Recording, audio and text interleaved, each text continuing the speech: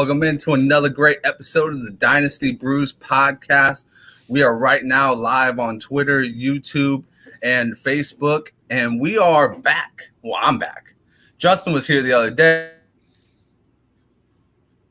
So Double J and Justin are here, and today we are joined by our crew from the NFC FFFaceoff, Ryan Miner and Adam Segal.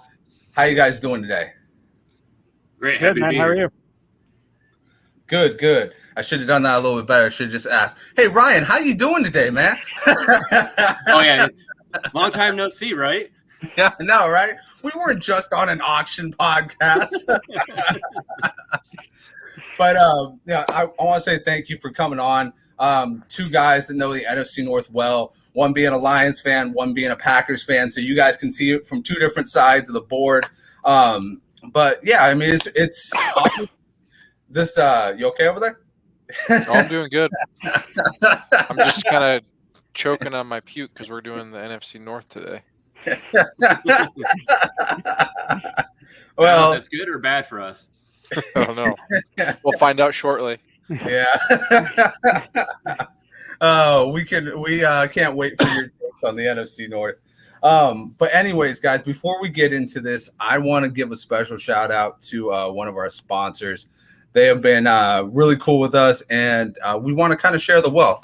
So, as of right now, Dynasty Brews is sponsored with SeatGeek. That's right. All your entertainment needs, concerts, sporting events, whatever is going on in your local area, go on SeatGeek right now. Sign up and use the promo code DynastyBrews for $20 off your first purchase. I mean, guys, it's summertime. We want to all go out. We want to enjoy a concert. You know, we want to go to a baseball game maybe, and football's right around the corner too. So go on to SeatGeek right now. Save $20 with our promo code. We are here for you. We got you with this $20 promo, Dynasty Brews. All right, let's get started, guys. So from our entrances, we know that Ryan is a Lions fan. Adam is a Packers fan. First off, I want to go through – you guys had two different off seasons. The Lions had this like uplifting off season where they're like, oh man, we finally got our wide receiver. We're loaded on the draft. Our line is coming together. Maybe they're just waiting for next year for Bryce Young and CJ Stroud, that draft class. And then the Packers on the other side. You lost Devontae Adams. You really only re-signed a bunch of people. I mean, Adam, you've been dominating this division for a long time. How are you going into the season feeling, man? Like, is that Aaron Rodgers love to a new level, or are you kind of saying, man, that selfish son of a bitch, he should have fucking given Devontae a little bit of his money? I'm actually pretty optimistic about this season. They've revamped the defense. I think the Packers probably have easily in the top 10 defense. I'm super excited to see their new draft picks, Devonta Wyatt and Quay Walker. Which was a surprise pick for me. I did not expect the Packers to pick Walker in the first round, but super excited for what they can do. And yeah, it sucks losing Adams. I mean, it was heartbreak. Arguably one of, if not the best receiver in the NFL. I think it's going to be hard for Rodgers to, if I'm being honest, I think it's going to be hard for him to, maintain that top 5 status if we're speaking strictly for fantasy. But it's interesting. If you look at his stats without Adams, he's actually done really well. But he's older, he's getting up there in age. I think it's going to be hard for him to replicate the season he had last year for sure, offensively. Yeah, how are you? Here's a question for you. A lot of people are up and down about it. How are you feeling about Christian Watson going into this year? I mean, I haven't followed him much in camp. Little things I've been hearing is that he's been kind of dropping some passes here and there. Obviously, second-round pick. Some people thought he could have been a back-end first-round pick. It's a lot of capital to invest in a guy, and you're giving him, this option of having 167-plus targets. Obviously, it's not going to go straight to him, but obviously you need to fill that void somehow. And he's going to be some way figured into the plan. So how are you looking at, kind of this receiver room with Lazard, finally signing his tender, and Watson getting into camp and maybe having a couple of drop issues right now? Well, Jamar Chase had drop issues last year, and so obviously Watson's going to be the next Jamar Chase. I mean, that's a given, just a given. So the ball is different. Yeah, exactly. I mean, I think it's been said before. I think Aaron Jones is going to be a huge target monster for this team. He's going to be huge in PPR for your fantasy drafts. But I think we need to still remember they still have Amari Rodgers. They still have Randall Cobb. Sammy Watkins is there. Lazard is pretty much a glorified tight end. I think we're going to see Rodgers spread the ball around more this season than we have ever in the past. He loves to utilize his tight ends. I'm not expecting a huge season out of Watson.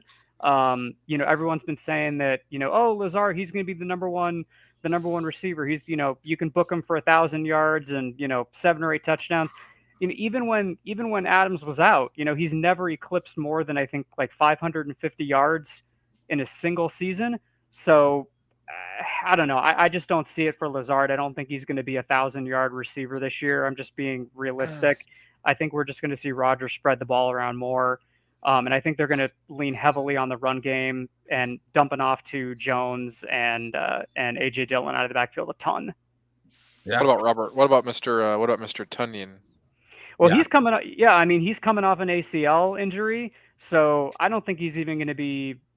I don't think he's even going to be around to start. The first couple of weeks of the season. It's possible. I mean, if he goes on the PUP, he's going to be out for 6 weeks or something. I don't know if that's going to be the case, but they still have Josiah DeGuara, Mercedes Lewis at tight end. But like I said, I think we're just going to see Rodgers spread the ball around. I don't think we're going to see him, slinging it 40 times a game. We may not even see him throwing it 35 times a game. He might get down in, the upper 20s, low 30s. Yeah, I think that it may be time to retire Mercedes Lewis to the garage and just kind of remember the good old days with him. But anyways, guys, before we get started on this journey that we're going to do for the next hour, I want to say cheers to you guys. Thank you for coming on. If you got something to drink, hold it up. And so I made a slideshow for everybody, and we're kind of just going to go over the entire team, kind of see where you guys are feeling about these players, mostly the fantasy players. And yeah, just kind of, go through the list. So I got Detroit started off for Ryan. We got DJ Chark, Deshaun Elliott, Jared Davis being their main offseason non-draft additions. I had subtractions of Trey Flowers and Jalen Reeves Maben. Then we have on the draft side, they got Aiden Hutchinson, Jamison Williams, Kirby Joseph, James Mitchell, tight end, Malcolm Rodriguez, James Houston, and Chase Lucas. You're looking at it from here. There's a lot of potential with this team. I mean, I look at Aiden Hutchinson. They finally have somebody to click in with that defense, somebody who's kind of got that, real knee biter attitude, somebody who's going to be in the face of an offensive lineman 24/7. It's got that motor. Really kind of a guy who I look at, maybe if he doesn't get enough sacks, he'll still get pressures and he'll still rush the quarterback, which is going to be essential when you're dealing with Kirk Cousins, when you're dealing with Aaron Rodgers, and when you're dealing with Justin Fields. Jamison Williams obviously is a guy who might end up on the PUP himself. He's looking at maybe 6 to 8 weeks being out. Obviously the Lions have said the game plan is not to rush him. I mean, we're not really rushing for anything. So hopefully he comes back to full health. He says that he's a different type of player. You look at the tape, he kind of does feel like a different type of player. So maybe that brings it to, maybe Jared Goff can take his game up a little bit, or maybe, like I said before, maybe they're playing it out for the long game and they're trying to get their quarterback of the future next year. I liked Kirby Joseph coming out. He's a good safety. I think he'll probably end up being a backup for right now, but he's definitely somebody that's a good play in the future. And then Mitchell's the last guy I wanted to touch on, just because Hawk, I believe, is entering the 5th year of his contract. So obviously there's some wiggle room if Hawk doesn't really perform there. What are you guys looking at? And I'll pass this to Justin first. Ryan, I'll save you for last since you're the Detroit Lions guy. Justin, what are you thinking about this Detroit offseason, and where do you like place in all these players? Like, are you thinking DeAndre Swift is going to be an RB1? Do you think Goff is a value? Just give me your kind of overall feel about Detroit Lion players in fantasy. I mean, in Superflex, I do think that Goff is somewhat of a value. I'm not, he's obviously going to be your QB2. In terms of points per game, he averaged 14 points per game. So he finished right in that, lower end of the scale. So he does fit that QB2 mold. And, he's being drafted at, probably after, I think, the 13th round. So he's kind of a value in startups. He's an easy trade target. He'll probably get you about 14 points a game. So I like that. I love Swift. I think Swift has the potential with his receptions, if he can stay healthy, to finish at the top end again. It's all going to come down to health for him. So it's kind of a bummer. I thought they were going to land Deebo Samuel when that trade was happening. I think we exchanged some tweets on Twitter before the draft. There was some real interest there. So I really thought that Deebo made a lot of sense for the Lions. So overall, I think this offense is kind of a value. It's not like Seattle where you're trying to avoid them completely. They're kind of under the radar, got a really good tight end in Hawk. They got their rookie receiver, and then they got DJ Shark, who that's the one guy I'm going to avoid, I would say. But, I like what they did in the draft. I like Jamison Williams. I like DeAndre Swift. I like Hawkinson. Kind of all feels like a value, and I think we're just kind of holding Goff to the Jeff Fisher standard instead of kind of where he's finished the last couple of years. No, that's fair enough. I mean, Jared Goff kind of did tease us for a little bit, making us think that he could actually throw 30 touchdowns and have a good year outside of a, Super Bowl contending system. So, but I mean, I still think he's got the opportunity there. I mean, and now they're surrounding him with some weapons. I think you're spot on. If he's a QB2 and a super flex, he's nobody you want to build your team around as far as being a QB1 or a single QB. You don't want to wait that long to get your QB is what I'm saying. But Adam, I know I don't know if it's an arch rival, maybe like one of those root for rival teams. How do you feel about the offseason for the Lions, and how do you feel about the outlook for them this year? I really love what the Lions did this offseason. I was actually hoping that the Packers were going to draft Jamison Williams. Even with his injury, I think he was probably the best receiver in the draft.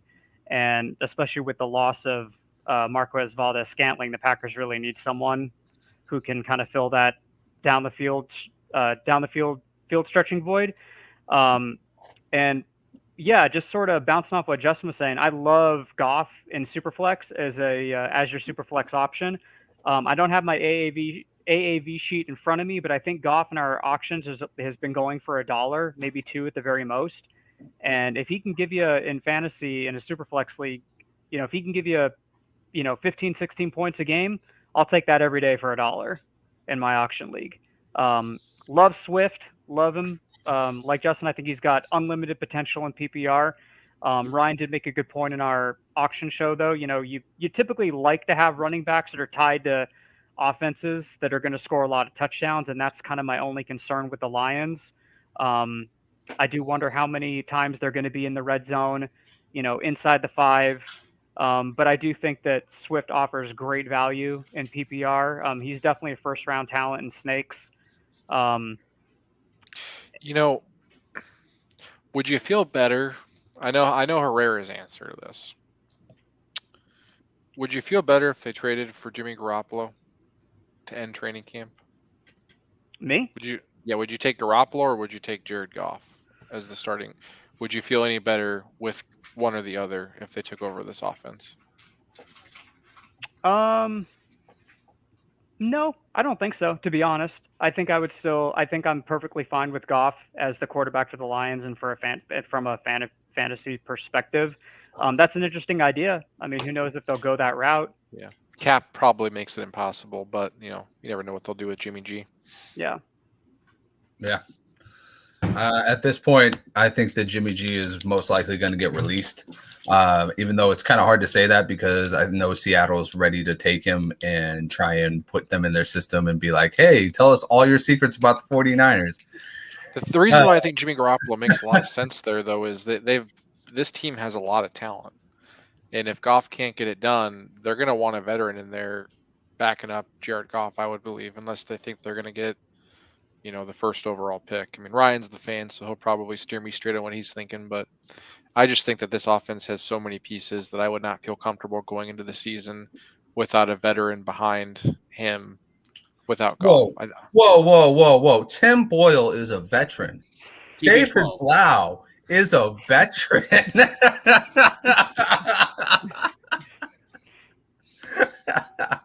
Oh my! No, I understand what you're saying. I just had to pull your leg on that one. But I mean, I feel like you're getting Jimmy G, you're getting Jared Goff, you're getting the same guy. I mean, I still think Jimmy G can actually play. This is where we differ. All right. Well, Ryan, you can break the tie. Who do you think can play? Jimmy G or Jared Goff? Jared Goff for sure. He's already implemented in the offensive system. He knows what to do.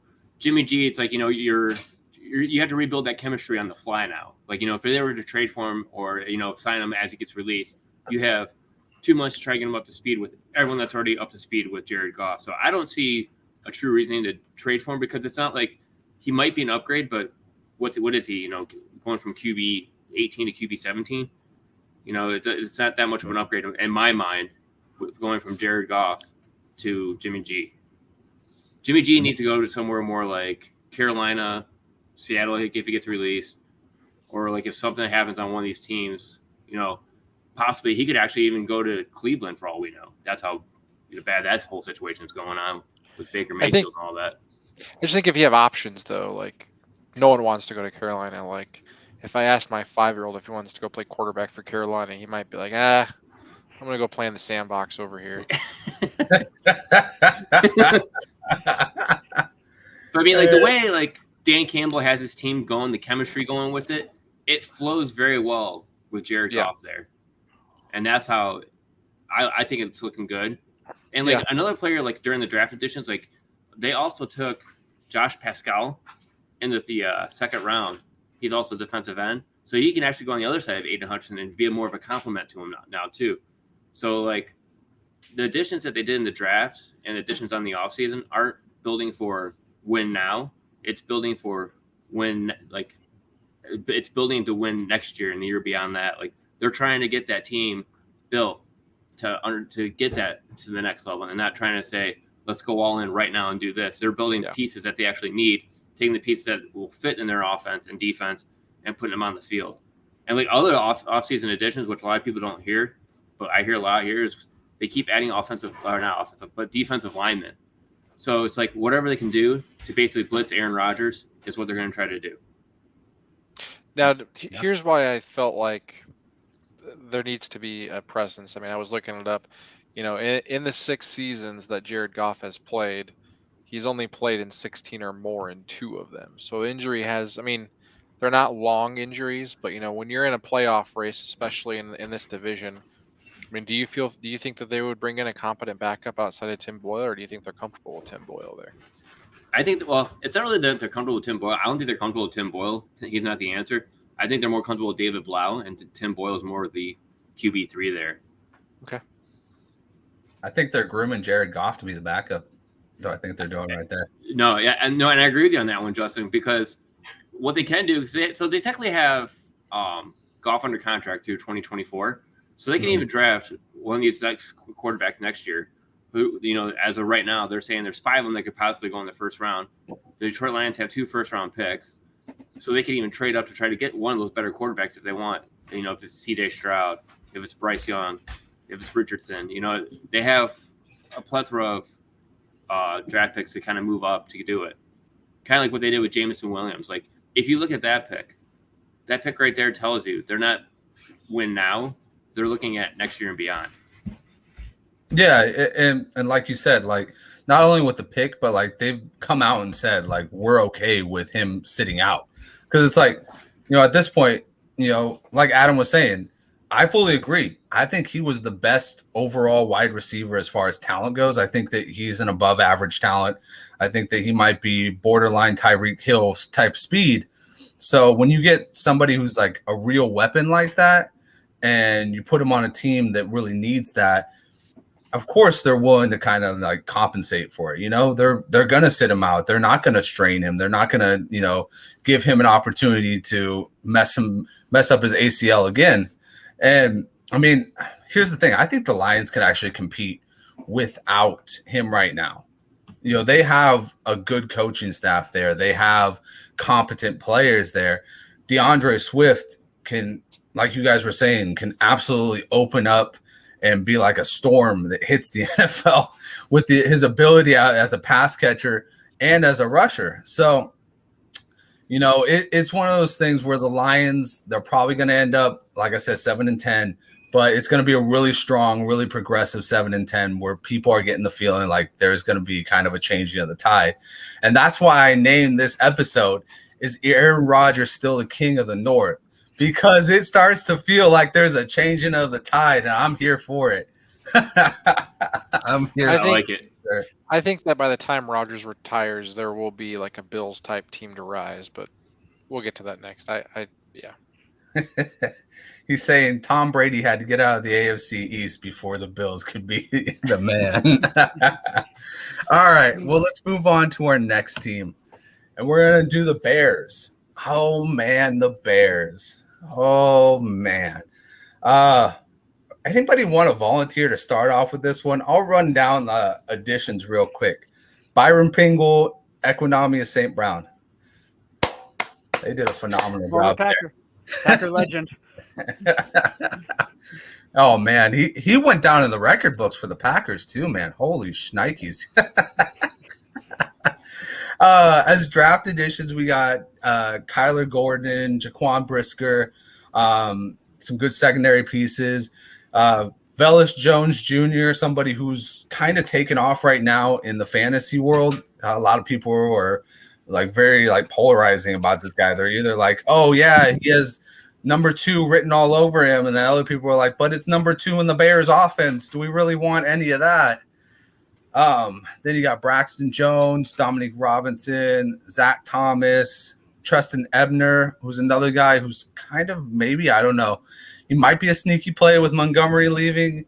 And, I mean, I don't know how you guys feel about it, but I think Herbert could actually have a future there. And then we got Doug Kramer, Jatiri Carter, Elijah Hicks, Trenton Gill. I'm going to let Adam start off with this one. Tell me what you're thinking about fantasy values with these Bears, man. Tell me how high you are on Justin Fields. I mean, I think as a super flex quarterback, he's got huge potential just with his rushing ability. But that being said, I'm not sure that I can rank him, in my like top 10. I don't know if I see it yet with him. He's only played, what is it, a handful of games, handful of NFL games. Darnell Mooney's great talent. He was another guy I really wanted the Packers to draft. I'm super high on him for fantasy, and I'm also really high on Cole Kmet this year. Auctions, he's basically free at the end of drafts. I'm all over him. And like you said, with Khalil Herbert, with Montgomery, this is probably his last year in Chicago. He's another like late round draft target. I'm all over. If Montgomery goes down with an injury, Herbert's got, RB1 ability. He showed that last year. But the Bear, I'm not going out of my way, so to speak, to, really draft Fields. But if he fell to me in a snake, or if he was super cheap in auctions, I would take him as a super flex for sure. So here, I'll direct another question to you, and it can go to the whole board. Where do you feel comfortable getting him? Like you said, if he fell to you, where does he have to fall to you to where you're like, okay, Justin Fields is a value now? In auctions, probably under $15. Yeah. Okay. How about say like just a regular dynasty league? A snake draft? Yeah. Man, I haven't been doing too many snake draft mocks. I don't know where he's going right now in drafts. I can look that up right now. Okay. I'm in the middle of one, right? So you can keep talking and I'll let you know. I mean, like I said, I like him as a super flex option in auctions. Again, if he's under $15, I'm all over that.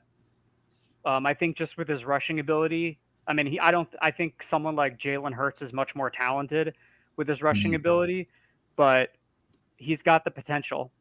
Absolutely, and he's going to be scrambling, I think, for his life this year. So, yeah, and here's the thing: I think you hit the nail right on the head. Jalen Hurts is a much better and a much more natural scrambler.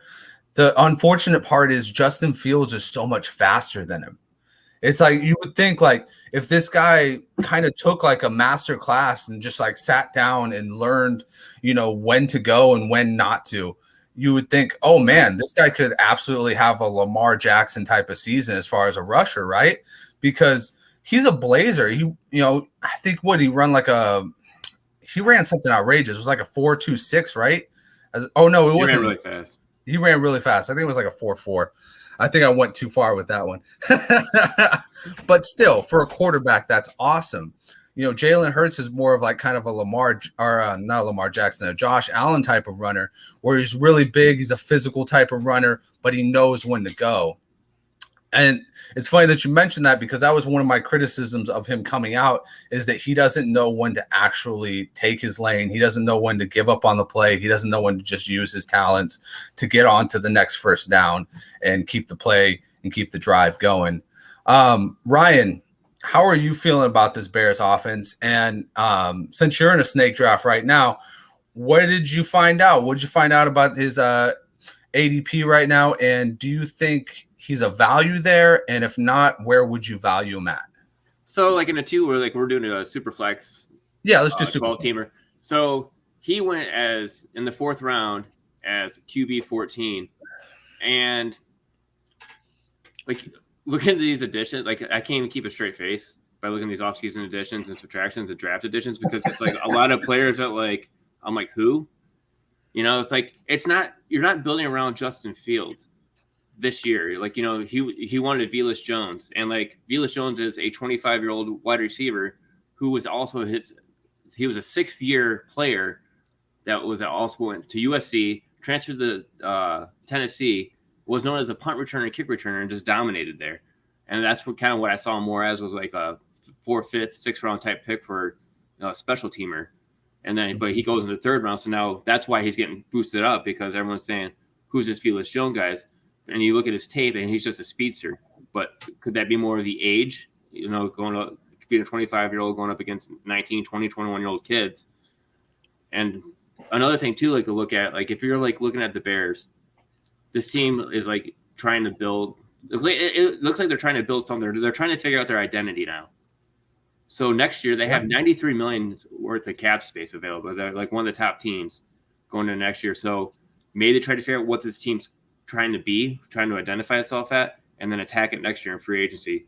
You're possibly losing David Montgomery, but what can you sign on the market? I mean, you could have Juju Smith-Schuster coming to town, a whole bunch of other wide receivers who signed 1-year deals that are just 1 year this year. So this team could be 1 year away from actually being something that's we're all going to be like, oh my gosh, I can't believe I passed on Justin Fields last year when I should have took him.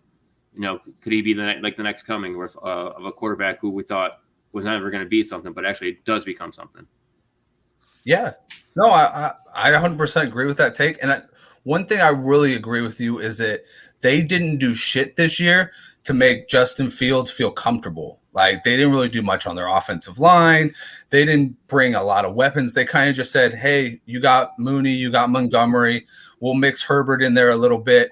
And everybody's waiting on this Cole Kmet breakout. I'm telling you what, man. Yeah, sure. He might break out, but I mean, anything's better than 0 touchdowns. So, I mean, he can only go up from here. As far as the $93 million cap, that's the one thing I wanted to hit on. If we learned anything from Jacksonville this year, you have to make it appealing or else you're going to overpay for players. When you have to pay Christian Kirk $20 million to come to town, you might be doing free agency wrong. That's a bargain. Oh, yeah. Right now it is. Nowadays. When you got to pay Devontae Adams 30, yeah, I guess you're right. That's a bargain. But that kind of my point is that when they have draft capital to go out and get like some good talent and to build around this offense, and they totally just floundered it to go and try and do good on defense, but at the same time you're appealing to players to come and play for you. And if Justin Fields is I mean, if he doesn't even want to play for them by year 3, who's going to want to come and play with, whoever the quarterback is then? So I'm going to pass this to Justin. Tell me how you're feeling about this one. And I want to add real quick on this. Justin Fields is going 16 in ECR. Going around him is Derek Carr, Kirk Cousins, Tua, and Deshaun Watson. Now you're talking about Dynasty. He's going where? That's an ECR, Fantasy Pros ECR right now. Gotcha. I feel like I see him going a lot in the second round in Superflex startups, so that's about right. Here's the deal. I was trying to compare his season. I'm on the record. I'm not a big Justin Fields fan. So he finished the season 42nd on a points per game basis. Not great. So then I was like, all right, is there any success stories around that range? People are paying the price, a second round pick, hoping he becomes Lamar Jackson. In 2018, Lamar Jackson averaged 9.8 points a game. Following season, he led the league at 27.7. But Lamar Jackson in no way was going in the second round, when those seasons were starting. So I just feel like you could be the biggest Justin Fields fan, but there's no way you can justify spending a second round pick on the guy in a startup draft. There's just no way you can justify that to me. Jared Goff also was 7.6 in 2016. He rose up to 17 points per game the following year.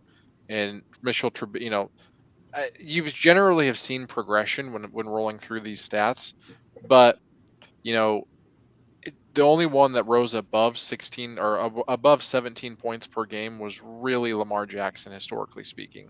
And so the best you're looking at is like QB 13 to QB 15, but you're still paying a second round startup pick. So it's just not worth the investment to me. Yeah. And I got a quick question for you, Ryan. Since you're in your draft right now, where did Trey Lance and Zach Wilson go? Zach Wilson went after. Okay. He was essentially the next pick. Yeah, he was. He was the next pick after Justin Fields. Zach Wilson. It went Zach Wilson, Derek Carr, and Tua.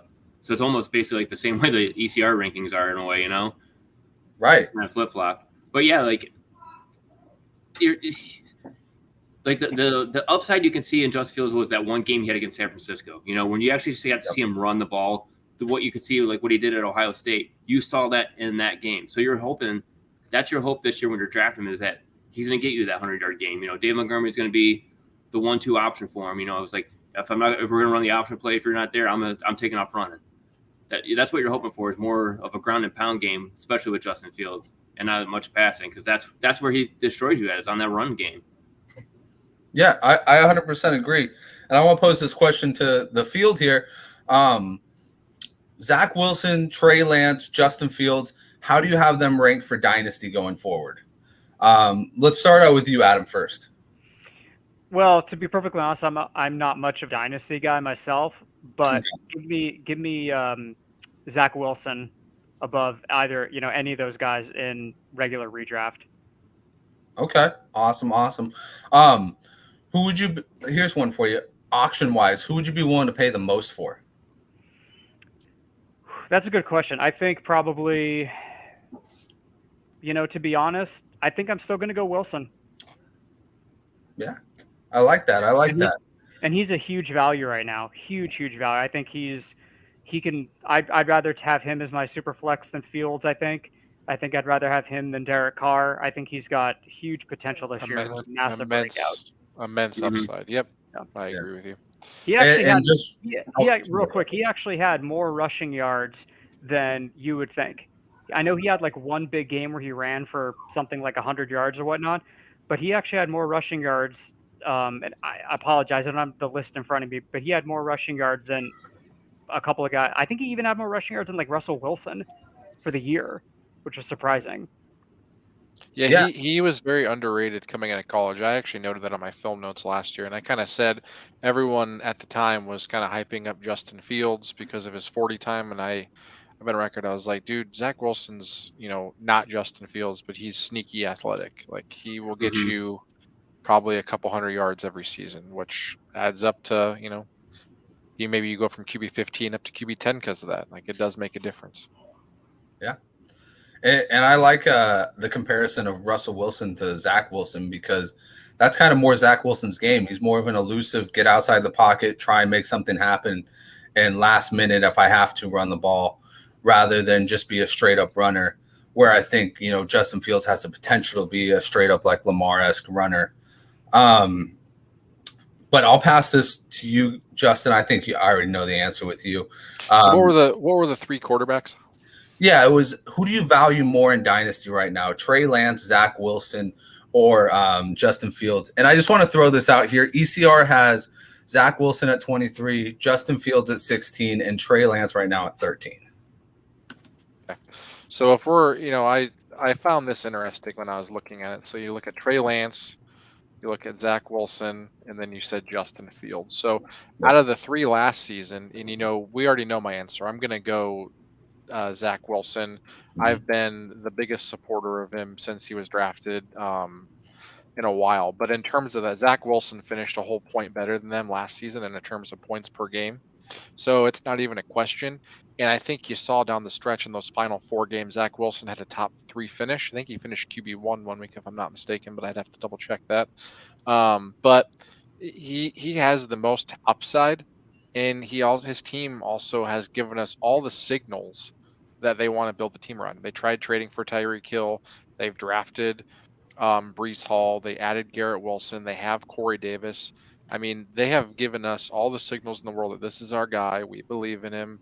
He's the future of the franchise. You look at the Bears, you could argue what the Bears are trying to do, but they haven't given me that vibe that Justin Fields is the unquestioned guy going forward.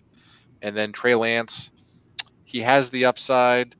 I think the Jimmy G thing at this point might be kind of a smokescreen because they want to get someone to trade for him. They're hoping for an injury at training camp. But in terms of the vibes I'm getting is I think the team has the most interest in Zach Wilson out of all 3 of those.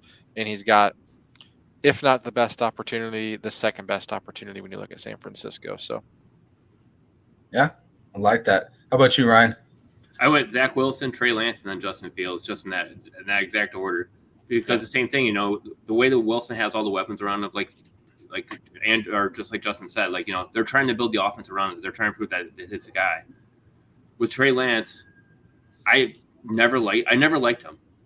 It's just like they took him number 3. And then watching him play his game tape, it's like, okay, this guy's got the rushing upside. He's got this arm, but he's flat-footed when he's in the backfield, looking for a pass. He can't read a defense. And every ball's like 150 miles an hour. Yeah, and it's just but when he throws it, you can almost direct where he's going to throw it to. The defense were able to pick, when he played the Cardinals, you were able to pick him off. They were able to read him because he just kind of led with his eyes too much. And then, with Justin Fields, like we've already said, there's what's around him. There's nothing really there to kind of help him get to that next level right now. Out of those 3, who would you guys say if we're sitting we're sitting here next year, who would we say is which of those three teams drafted someone to compete with whatever those 3? Is any of them you would consider on the hot seat? Because I would consider the way the Bears have constructed their team to make him pretty much on the hot seat. I mean, if he does terrible, they're going to have a high enough draft pick to get competition there. I think Lance is on the hot seat. Yeah. Interesting. They don't have a first-round pick, though, is my only thing. They don't have next year's first. Also, he's never had really a chance to compete. That's why I think he's also on the hot seat, because you have all this investment on him, and you haven't played him. So, is holding him, you spent the 3rd overall pick on him. Is holding him that additional year a bad thing or a good thing? We don't know yet. Yeah. Interesting. Okay. Real quick, before we move on to the Vikings, I just pulled up the AAV for all 3 quarterbacks.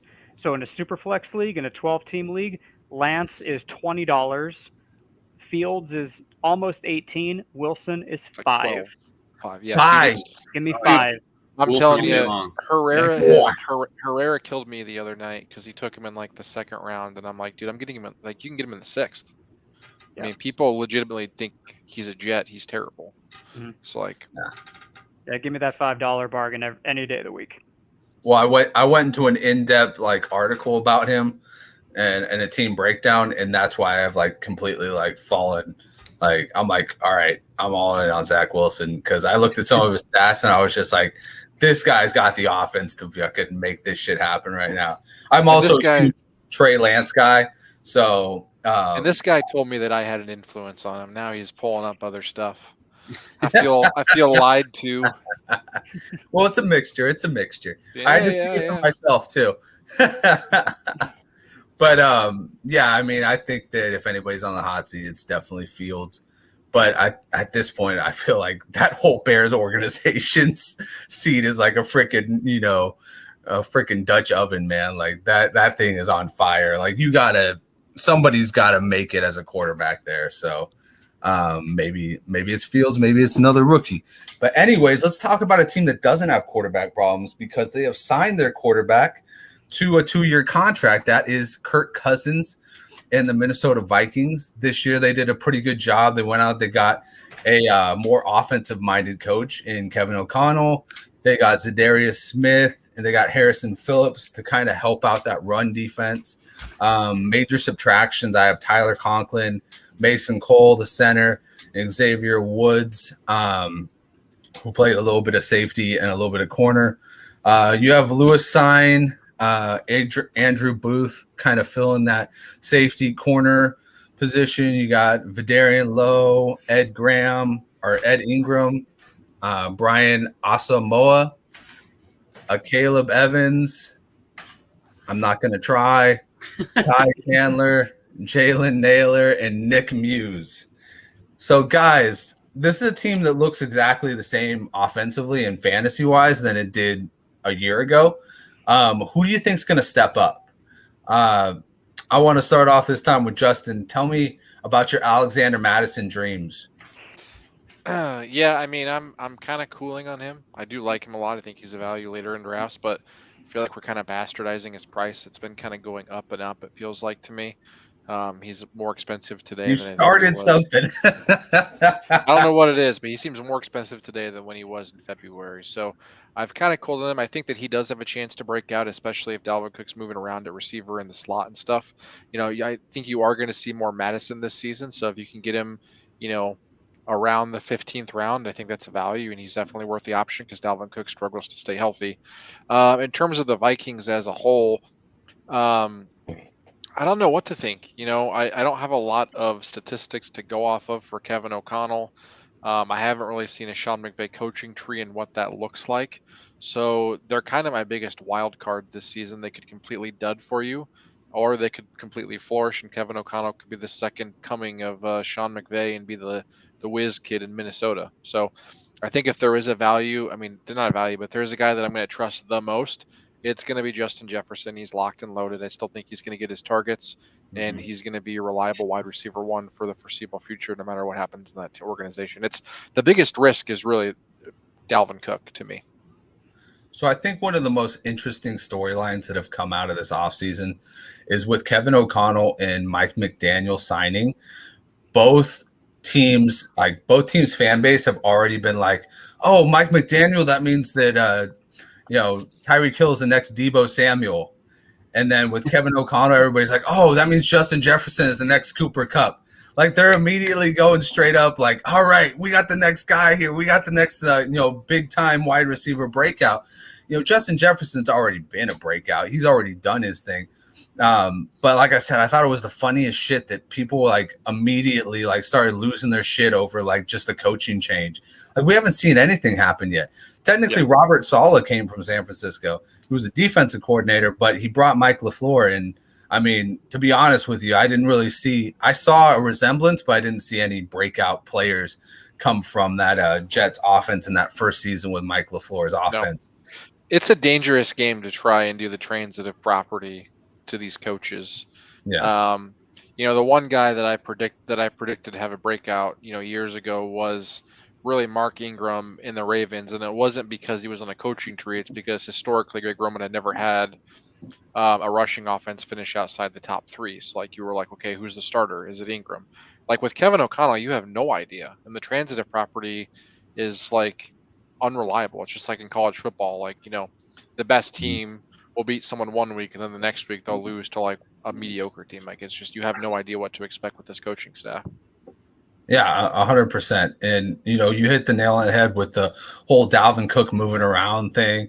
Like, what are they really planning with that offense? And, I guess we won't know until it actually fits, but it's funny to hear people go all in on something just because of the transition of a coach. Adam, how are you feeling about this Vikings offense? I think that we're going to actually see the Vikings probably towards one of the league leaders in pass attempts per game this season. I think that O'Connell coming over from the Rams, I think he's going to want to try and prove himself, and I think they're just going to have a whole new style of play. They're just going to air it out a ton this season. I think Jefferson has the potential to finish as the wide receiver one on the year in PPR. And I don't think that's a hot take at all. I think he really could finish as the wide receiver one this year. I think there's an argument to be made that Dalvin Cook could be the 101 in fantasy drafts and PPR. I mean, I think you can make that argument. And as far as values go, I think, looking at auctions, Kirk Cousins' AAV right now is 15. And another huge value on that team that I haven't heard too much talk about it, but another one is Irv Smith Jr. His AAV is not even $2 for a late round tight end towards the latter half. I mean, if you're punting on tight end in an auction draft, Irv Smith Jr. for $1.50, take that and run with it. I'll take that any day of the week. I actually have a question since you're looking up AAVs. Yeah. Adam Thielen. Oh my God. Oh, good question. I was going to make it to me because I was like, that's one person no one's talking about. Yeah, I think let me pull it up here right now. I think if I'm not mistaken, he's like $8, like super cheap. But let me go through and check the next page. And Madison, we were talking about him the other couple of minutes ago. He's only $1. I know that for certain. So you can get him. Let's see, Thielen. Does that tend to be like a standard? Because I'm just getting into auction leagues. Does that tend to be a standard for most like backup running backs? Is that they tend to be in that single digit range? I mean, maybe like a Kareem Hunt has like $10 to his name, but like say somebody like him Hunt and Tony Pollard seem to be the most expensive backups in auctions. Thielen right now, his AAV is $9. That's a steal. Yeah. Steal. I mean, he's going to be, I think, 33 when the season starts. So, he could be coming towards that cliff. But if you could get him for $9 in an auction, what he did last year, that's a great value. Yeah, 24 touchdowns in the past 2 years. He's been on an impressive climb. But like you said, 33. I know I don't want to bogart Ryan's time here, but you said that you think the Vikings will finish, top of the league in attempts. Do you think Cousins can handle that kind of pressure? Because he tends to kind of flounder when the load gets to be on his shoulders, I feel like. Yeah, I mean, I think it's a good question. I think their offense is going to be much more pass oriented this year. I think they're really going to just try to air it out as much as they can. I think they're still going to run a lot with Cook, and they do have a great offensive line. But it wouldn't surprise me at all to see them be one of the league leaders in pass attempts per game. So, unbiased opinion, do you think that the Vikings have a very solid shot of taking the North? Yeah, I mean, like I said, with the Packers, I think we're definitely going to see a little bit of offensive regression. I absolutely think it's possible. Okay, all right. Got a Green Bay Packers fan to admit that the Vikings might win. No, I'm just kidding. Ryan, give us your take on this offense. Adam Thielen. When no one's talking about him, and just like Adam said, he's going as a value in auction, and they're like doing all these dynasty drafts, he's fallen. It's like you guys are like everyone's all about T. Higgins right now. He's the number 2 to chase. But look what Thielen's been doing with Jefferson as the one. He's been a solid, backhand wide receiver one himself over the last 12 weeks before he got injured last season. And he's also was a wide receiver 1, wide receiver 2 the year before. So who says he can't do it again? That's what I don't like. Like that's an ultimate value guy. I like to try to get every draft I'm going into. Like he's on my list of players I circle. Like one of those get your guys type of list, and he's one that I'm always aiming to get. Yeah, my biggest concern with him is the 10 touchdowns. You saw his, last season had his second lowest output in terms of total yards. So my reservations come as, can he repeat that 10 touchdowns? And, was the dip in yardage for a certain reason. I mean, his, the first couple seasons, the first like 5 or 6 seasons, played 16 games, all 16 games. Then the last 3 he's played 10, 15, and 13. So I have reservations about his health, and if last season was kind of a mirage with the touchdowns is my concern. Well, but as where he's going right now too, he's like a wide receiver 3, wide receiver 4. So it's not like you're really like spending too much value on him either. Yeah. He's actually almost like a bench piece for you. Yeah, true. Yeah. Well, I think that, he's done it twice now. He's done back-to-back years of double-digit touchdowns. And I think really what people have been, what the Vikings have been doing is they've been using Justin Jefferson and having him get double covered in the red zone. And then on the other side, you have a legit guy who's been a wide receiver 1 in his career, ready to catch a touchdown. I would be interested to see what his red zone attempts have been, like his red zone targets have been from year to year, because I have a feeling these past couple years have gone up significantly. Yeah. And if Thielen happens to get injured or goes down, KJ Osborne, huge value in drafts. Like he could be one that could really, really come alive for you if Thielen goes down. He's pretty talented. I like him. Yeah, and I like Irv Smith. I like the Irv Smith take because. Like you said, like $2, that is so goddamn cheap for a guy who is ridiculously athletic and was figured in to be a big part of the offense last year. You know what's interesting, though, before we move on, just one quick stat that I'm fascinated by as I look through it. I have like a spreadsheet with all the historical stats. He only has 2 seasons above 10.2 fantasy points per game, which is actually super interesting to me. Who's that, Thielen or Thielen? Yeah, in a PPR league. Okay. That is interesting. He just started to get going with the touchdowns. Before he was just an all yardage and reception guy. So let's finish this out with Adam's favorite team, Green Bay Packers. That's right, Adam. I'll save you for last. I'll let the fire start to stoke itself. We have DeAndre Campbell. Like I said, it was a big year of re-signings, right? DeAndre Campbell's back. Preston Smith's back. They lost to Darius Smith, so it was kind of crucial to get your middle linebacker Preston Smith back. Robert Tonyan, Big Bob Tunion's back. They lost MVS. They lost Billy Turner, guard. Drafted Quay Walker. Brought in Devontae Wyatt as well, 2 Georgia guys. Christian Watson comes in. Romeo Dubes is a guy I'm like actually looking forward to like seeing play because I think he can be a game changer a year or 2 down the line. But guys, first off, let's start with Ryan. Walk me through your division rivals roster here. What do you think the Packers can do with 2-time MVP, 2-time defending MVP Aaron Rodgers behind the helm and kind of a younger offense, a younger, inexperienced offense? I think they're going to have a nice 1-2 punch with Aaron Jones and A.J. Dillon going. I think they're almost kind of try to shift this offense because you don't know how many more years of true elite Aaron Rodgers you have. And you kind of look at like Christian Watson. He's very good at run blocking. He can catch the ball, but North Dakota State, he was known for his run blocking stats. That's what he was really good at. And then Romeo Doubs, he's very raw, but he's very fast. So it's almost like that junior MVS type look player that they're trying to get out of him.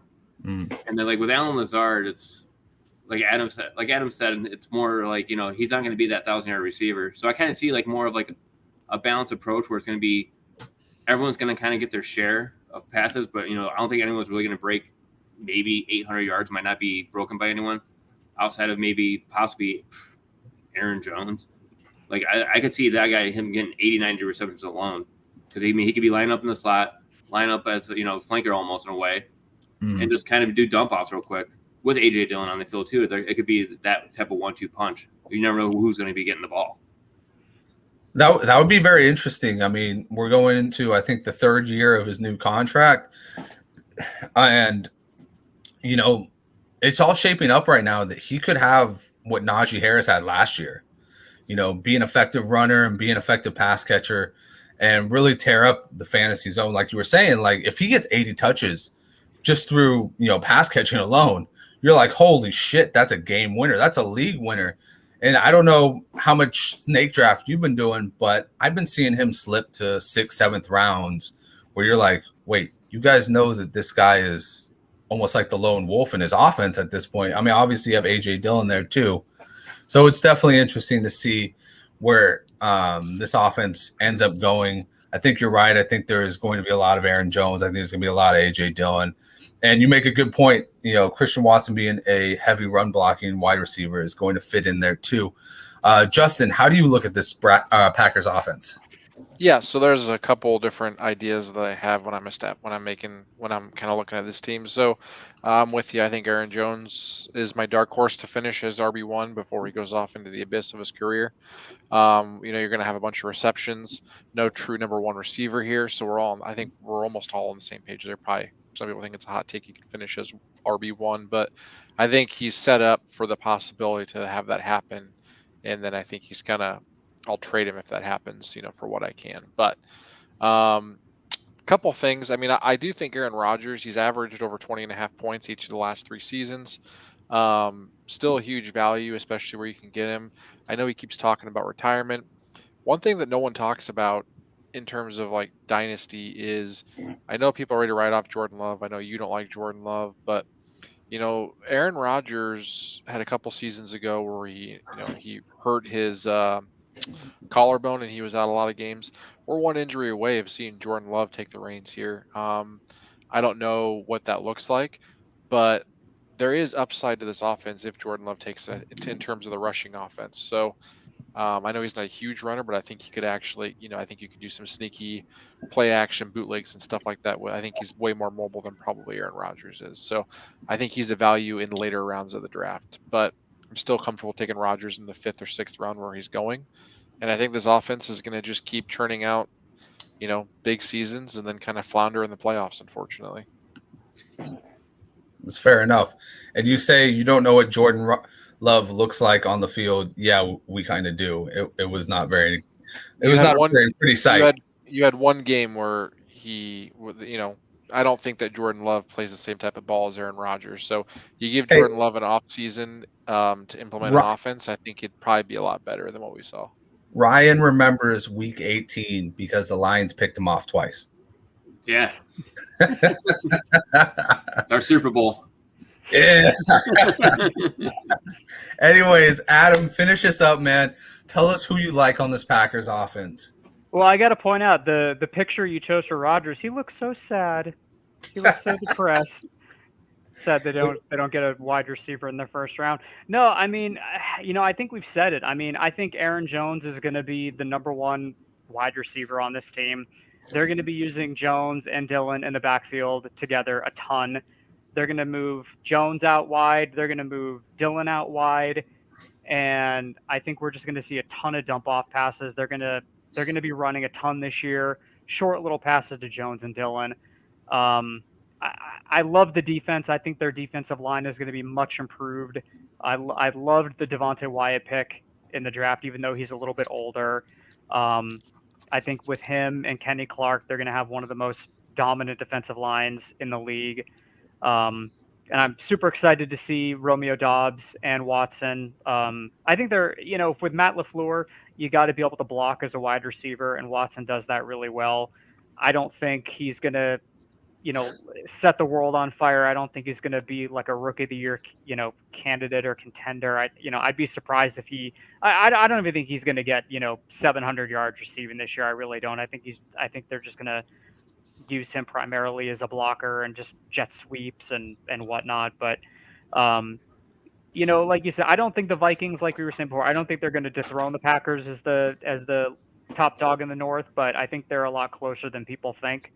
And, coming from a Packers fan, I just got to be realistic.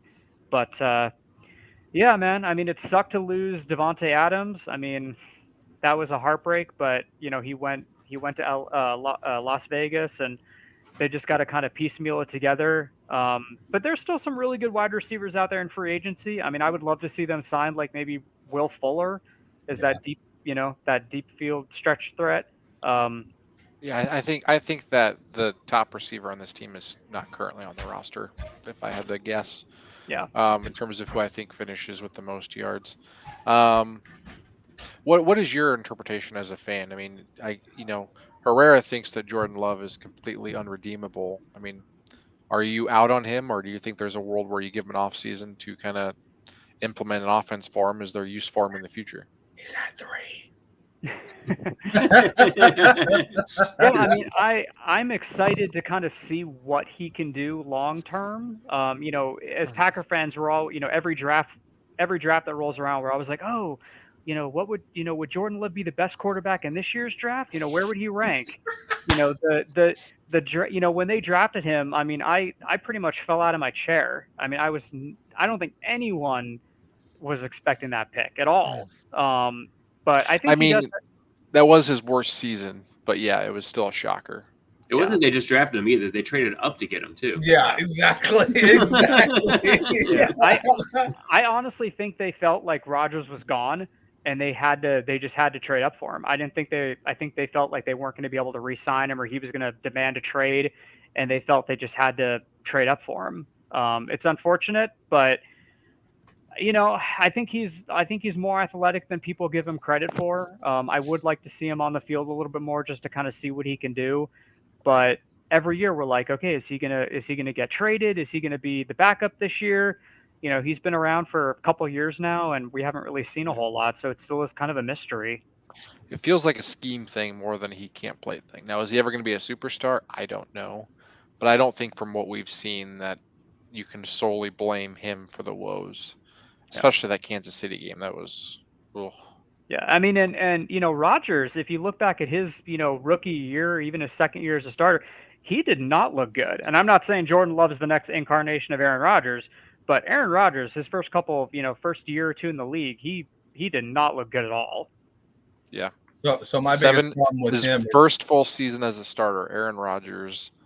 Well, I guess never mind. He was 18 points per game, but when he played his first 2 seasons where he played 2 games or more, half fantasy point per game and 7.8 fantasy points per game. Yeah. So you're saying there's a chance. Yeah, I mean, Rodgers had, he had like Greg Jennings and Donald Driver, and he had a great receiving core, and it's just been depleted year after year, and especially now with Adams being gone. But I'm excited to see him spread the ball around a lot. I think they're going to use Jones and Dillon a ton, and like you said, Justin, it wouldn't surprise me at all if Jones was right up there as the RB1 or 2 at the end of the year. Yeah. He's going to get probably 80, 90 targets easy. Him and Saquon are my dark horses, but I lean Jones because I have data going back to 2002, and I believe Priest Holmes is the only running back to ever finish as an RB1 more than once. So Saquon has done that. Aaron Jones has not. So I lean Aaron Jones. Nice. Oh, how we forget about Sammy Watkins too? Sammy Watkins. Yeah. That's the Lizard King to you, Ryan? Yeah. Yes. That's Lazard, the Lazard King. Lazard King and the Lizard King on the same team. Well, guys, that was another great episode of Dynasty Brews podcast. As always, I want to thank my guests, Adam, Ryan. Tell the fans where they can find you, on Twitter, and where they can find all your great work. Let's start off with you first, Ryan. You can find me on Twitter at RyanMiner_FFB. You can find all my work at FFFaceoff.com. Awesome. And go ahead, Adam. Yeah, you can follow me on Twitter at AlwaysAuctions, and I work alongside Ryan at FFFaceoff, so you can find us both there. Beautiful, beautiful. And next week, we will be doing the AFC North, so it's going to get a little chilly